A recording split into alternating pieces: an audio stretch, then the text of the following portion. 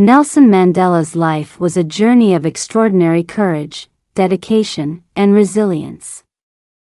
Born on July 18, 1918, in the small village of Mvezo in the Eastern Cape of South Africa, Mandela's story is one of a young boy who rose from rural roots to become an international symbol of peace, freedom, and justice. His life spanned nearly a century, during which he challenged one of the most oppressive regimes in modern history and emerged as a beloved leader and symbol of reconciliation. Early years and education. Mandela was born into the Thembu royal family, a Xhosa-speaking lineage that held authority within their community. His birth name, Ralilala, in Xhosa, means pulling the branch of a tree, or troublemaker, a fitting prelude to the life he would lead.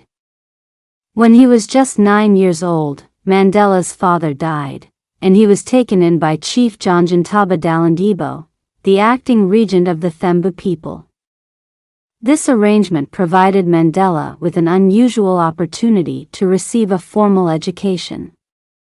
Mandela attended Methodist schools and went on to study at the University of Fort Hare, the only higher education institution for Black Africans in South Africa at the time.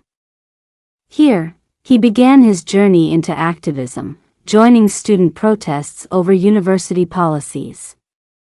However, his activism soon led to his expulsion from Fort Hare, and he returned home, only to escape to Johannesburg in 1941 when he learned his guardian had arranged a marriage for him. Activism and the African National Congress. In Johannesburg, Mandela found work as a clerk in a law firm, exposing him to the injustices of apartheid, the racial segregation system imposed by South Africa's white minority government. Determined to make a difference, Mandela joined the African National Congress, ANC, in 1944, the organization that would become his political home for decades.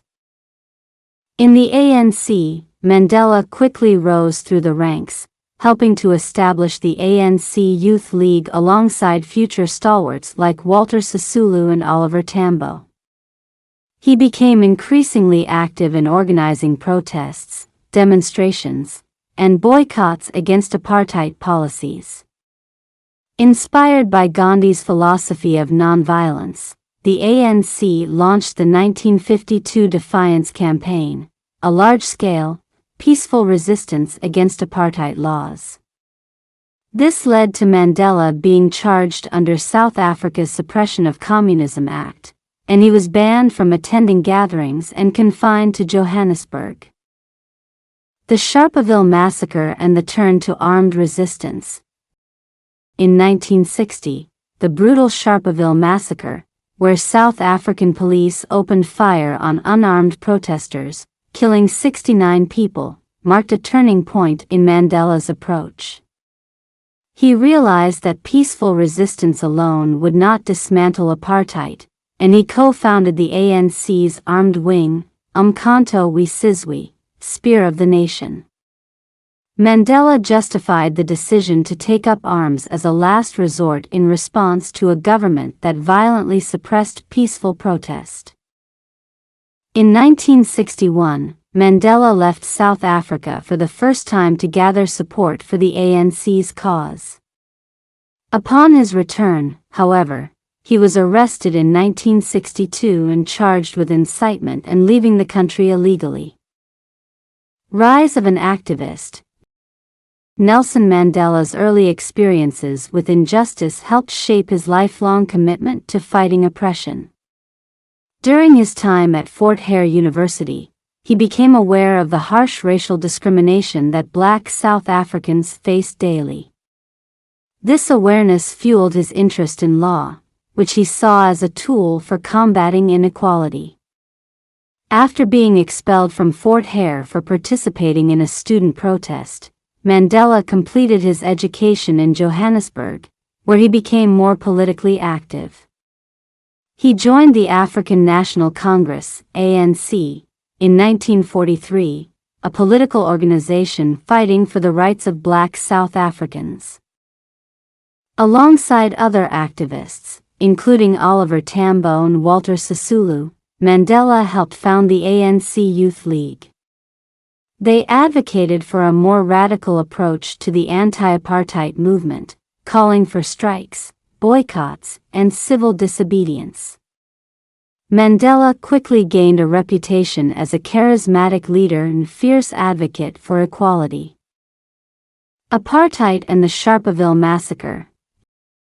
In 1948, the National Party came to power in South Africa and began formalizing apartheid, a brutal system of racial segregation designed to maintain white dominance.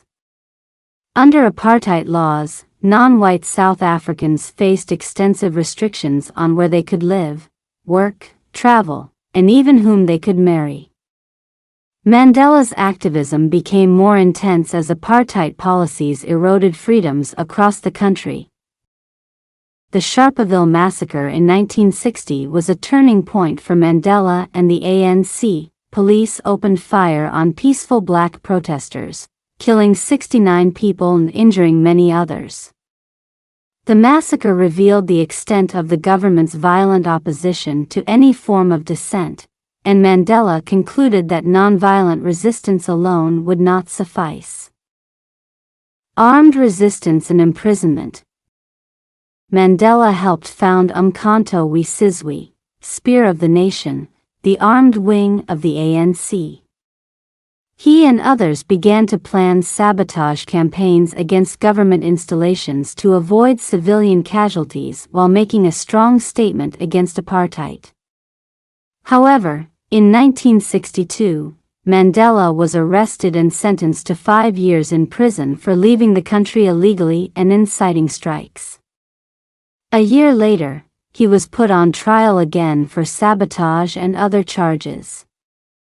In 1964, during the infamous Rivonia trial, Mandela delivered his famous "I am prepared to die" speech, where he stated, "I have cherished the ideal of a democratic and free society. It is an ideal for which I am prepared to die." Mandela was sentenced to life imprisonment. He spent the next 27 years in prison, primarily on Robben Island, enduring harsh conditions, forced labor, and minimal contact with the outside world.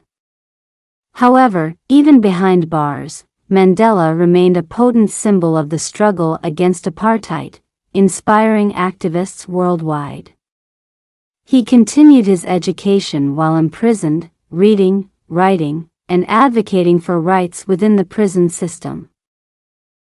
The Long Walk to Freedom. By the 1980s, South Africa faced mounting international pressure to end apartheid. Protests erupted globally, sanctions were imposed, and Mandela became a global icon for resistance and justice.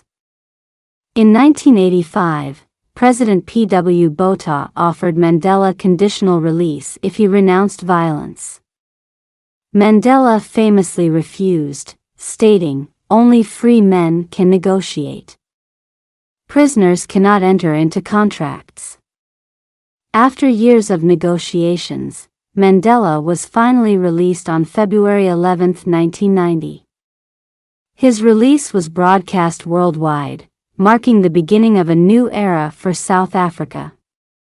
Rather than seeking vengeance, Mandela advocated for peace and reconciliation, believing the only way forward was to heal the fractured nation. Presidency and reconciliation. In 1994, South Africa held its first multiracial elections, in which all citizens could vote regardless of race. Nelson Mandela became the country's first black president, and his election was a monumental moment in the fight for equality. During his presidency, Mandela worked tirelessly to dismantle the legal and institutional structures of apartheid, promote racial reconciliation, and improve living conditions for black South Africans who had been marginalized under apartheid. Mandela's leadership emphasized forgiveness and unity. He established the Truth and Reconciliation Commission, TRC, to allow victims of apartheid violence to testify and for perpetrators to seek amnesty by confessing their crimes. The TRC was a painful but essential process for South Africa to begin healing. Mandela's presidency also focused on rebuilding South Africa's economy, addressing poverty, and improving healthcare and education.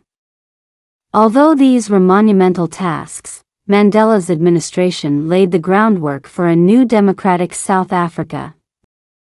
Legacy and later years. Mandela retired after serving one term, setting an example for democratic leadership by stepping down voluntarily. He continued to work for social causes, advocating for HIV/AIDS awareness, a cause particularly close to him after losing his son to the disease. Mandela's later years were filled with humanitarian work, including establishing the Nelson Mandela Foundation, which focuses on social justice issues. He passed away on December 5, 2013, at the age of 95, but his legacy endures globally. Mandela is remembered for his unbreakable spirit, compassion, and commitment to justice. His life journey, marked by personal sacrifice, resilience, and forgiveness, continues to inspire millions worldwide. The symbol of a global icon, Nelson Mandela's story is not just about one man's fight against apartheid, it's about a universal quest for justice, compassion, and humanity. Mandela's life reminds us of the power of resilience in the face of oppression, the importance of forgiveness, and the potential for societies to transform.